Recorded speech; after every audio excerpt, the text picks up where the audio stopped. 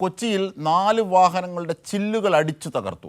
റോഡരികിൽ പാർക്ക് ചെയ്തിരുന്ന വാഹനങ്ങളാണ് തകർത്തത്. 3 കാറുകളുടെയും ഒരു ഓട്ടോയുടെയും ചില്ലുകളാണ് തകർത്തത്. CCTV ദൃശ്യങ്ങൾ കൈരളി ന്യൂസ് പുറത്തുവിടുന്നു. സാലി മുഹമ്മദ് വിവരങ്ങളുമായി ചേരുകയാണ്.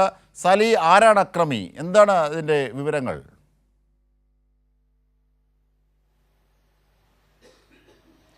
അതായത് മട്ടാഞ്ചേരി കരുവേലിപ്പടി RK പിള്ള റോഡിൽ നടന്നൊരു സംഭവമാണിത്.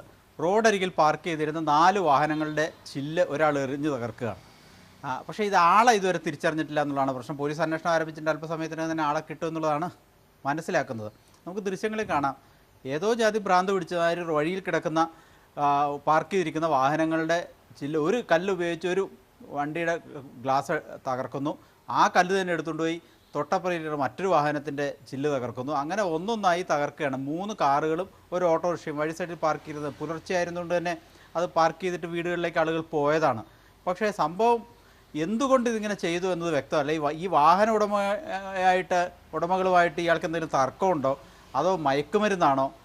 ഏതായാലും ഈ 4 വാഹനങ്ങളും 4 പേരുടേതാണ്. അപ്പോൾ അത് ഏതായാലും ഈ 4 പേരുമായിട്ടൊരു തർക്കത്തിന് സാധ്യതയില്ല. പക്ഷേ ഇത് കണ്ടാൽ നമുക്ക് തോന്നുക ഈ വാഹന ഉടമയോടെന്തോ തർക്കമോ മറ്റെന്തോ പ്രശ്നങ്ങളുള്ള കാരണം അയാളുടെ വാഹനം തകർക്കുന്നതെന്ന് തോന്നുള്ളൂ. പക്ഷേ അങ്ങനെയല്ല. വഴി സൈഡിൽ കിടന്നിരുന്ന പാർക്ക് ചെയ്തിരുന്ന 4 വാഹനങ്ങൾ ഓരോന്നായിട്ട് എറിഞ്ഞ് തകർത്തിട്ട് അയാളങ്ങ് നടന്നു പോയാണ്. അതപ്പം ഇതാളെ വ്യക്തമല്ല. അത് CCTV ദൃശ്യങ്ങൾ അത് പ്രദേശവാസികൾക്കും ഇയാളെ മനസ്സിലായിട്ടില്ല. ഒരു പച്ച ടീഷർട്ട് ധരിച്ച ഒരാളാണ്. ഇനി കണ്ടിട്ട് ഇതര സംസ്ഥാന തൊഴിലാളിയാണോ എന്ന് പോലും സംശയമുണ്ട്. പക്ഷേ അത് ഉറപ്പില്ല. ഒന്നുകിൽ മയക്കുമരുന്നായിരിക്കണം. അത് തന്നെയാണ് പോലീസിൻ്റെ ഒരു നിഗമനം. പ്രദേശവാസികളും അങ്ങനെ സംശയം പറയുന്നുണ്ട്. ഏതായാലും അയാളെ കണ്ടെത്താനുള്ള ശ്രമം നടത്തുന്നുണ്ട്.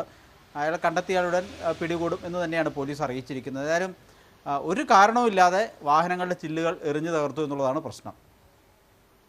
ശരി, സാലി മുഹമ്മദാണ് CCTV ദൃശ്യങ്ങളടക്കമുള്ള വിവരങ്ങൾ നൽകിയത്.